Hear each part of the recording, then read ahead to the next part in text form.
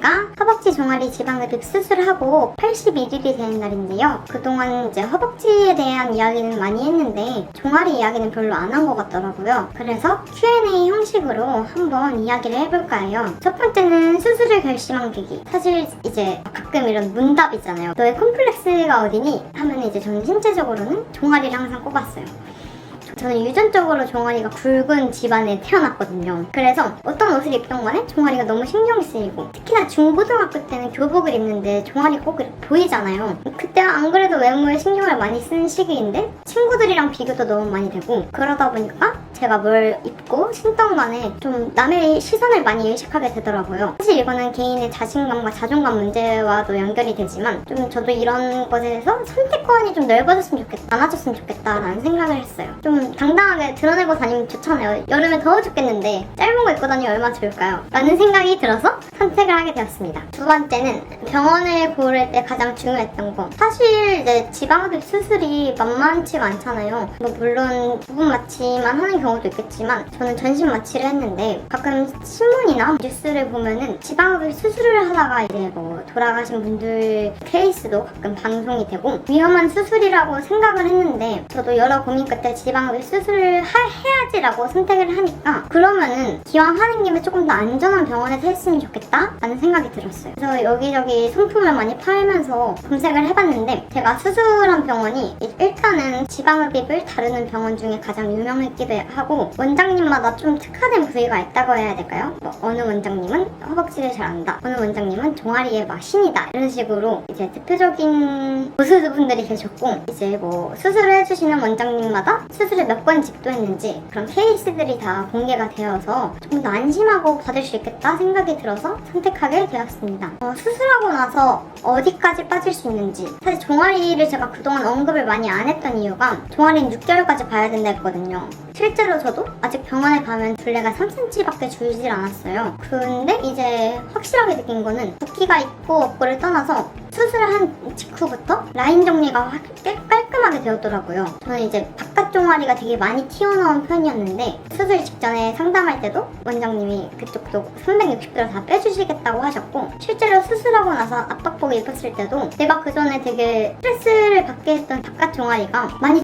정리가 되었다고 느낀 것 같아요. 사실 지금 뭐 수치적으로는 많이 줄진 않았지만 육안으로 보았을 때 라인 정리가 확실히 되어서 저는 이미 효과를 봤다고 생각하고, 여기서 더 붓기가 빠진다면은 진짜 기대 이상으로 더 만족하지 않을까 생각을 하고 있습니다. 그리고 허벅지랑 종아리 수술을 같이 한 경우, 이게 보니까 저처럼 두 부위를 다 한 사람이 생각보다 없는 것 같더라고요. 근데 저는 일단 종아리가 가장 먼저 큰 스트레스의 원인이었고, 허벅지는 사실 괜찮지 생각했는데 어느 날 거울을 보니까 허벅지끼리 사이가 너무 좋고, 바지를 입으면 허벅지가 진짜 꽉 찬 거예요. 꽉 너무 이렇게 푸짐한 거예요. 그래서 사실 저는 조금 충동적인 편이기도 하지만 어차피 아플 거라면 한 번에 아픈 게 낫지 않을까. 왜냐면은 마취를 또 따로 하고 이게 회복하는 시간이 또 따로따로 걸리면 너무 고통스러울 것 같아서, 그리고 같이 수술해야지 조금 더 드라마틱하게 보는 재미가 있지 않을까 싶어서 같이 하게 됐어요. 종아리 수술에 대해서 주의사항 들은 거, 뭐 예를 들어 수액이 흐를 수 있다. 사실 근데 수액이 흐를 수 있다고 해서 저는 수술하기 직전에 집에서 침대에 방수 커버도 씌우고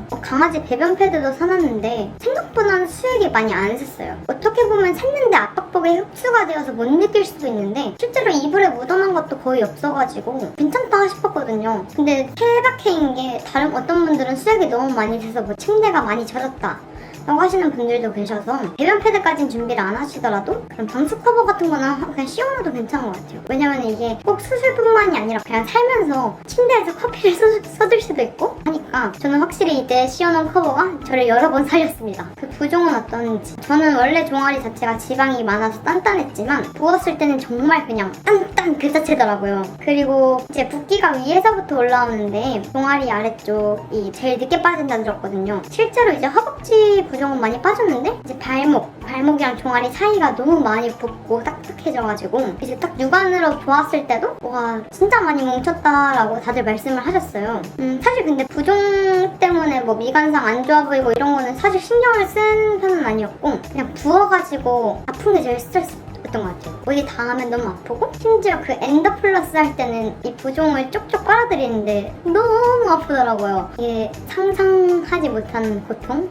그런 걸 느꼈어요. 효과는 언제부터? 수술 직후부터 다리는 부었는데 다리 자체 라인이 깔끔해져서 저는 효과 바로 봤다고 생각하고 종아리는 존버가 답이라고 해서 기다리고 있는데 저는 사실 라인이 정리된 것만으로도 되게 만족하고 있고 지금 2달이 지났을 때 허벅지 붓기랑 같이 빠진 거 보면은 다리 라인 전체적으로 일자가 되었다라고 느끼고 있어요. 출근할 때 불편한 점은 아무래도 수술하고 나면 걷기가 힘들잖아요. 근데 뭐 이거는 꼭 종아리뿐만이 아니라 뭐 허벅지 수술하신 분들도 마찬가지일 거고 꼭 종아리 지울에서 불편한 점을 꼽으라고 하면은 종아리 수술은 저는 발목에 절개를 했어요. 발목에 절개를 했고 붓기가 발목으로 내려오니까 이게 닿는 부분들이 되게 아프더라고요. 뭐 예를 들어 신발을 신었을 때 운동화 끝부분이 발목에 닿으면 이 절개 부위를 눌러서 통증이 오거나 뭔가 발목에 닿는 그 모든 게 힘들었어요. 저는 회사에 다행히도 편한 신발을 신고 다닐 수가 있어서 크록스를 신고 다녔는데 좀 격식을 차려야 하시는 분들은 신발 신기 너무 힘들 것 같아요. 발도 땅땅 붓고 절개 부위가 너무너무 따갑고 아파서 고생을 좀 했습니다. 종아리 지급하기 전 팁!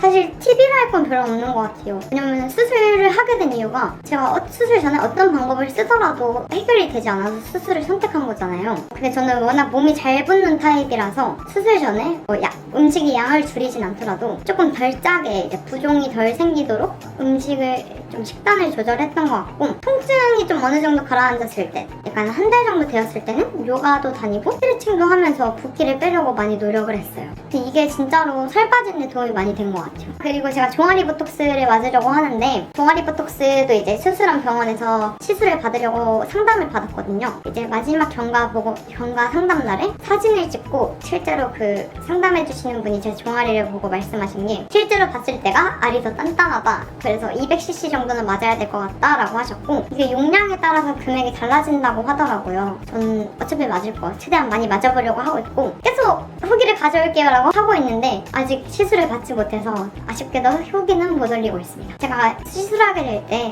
후기 영상까지 같이 올리도록 할게요. 혹시라도 궁금한 내용이 있으시면 오픈 카톡을 통해서 물어봐 주시면 감사하겠습니다. 그러면 또 저는 다른 영상으로 찾아뵙겠습니다. 안녕.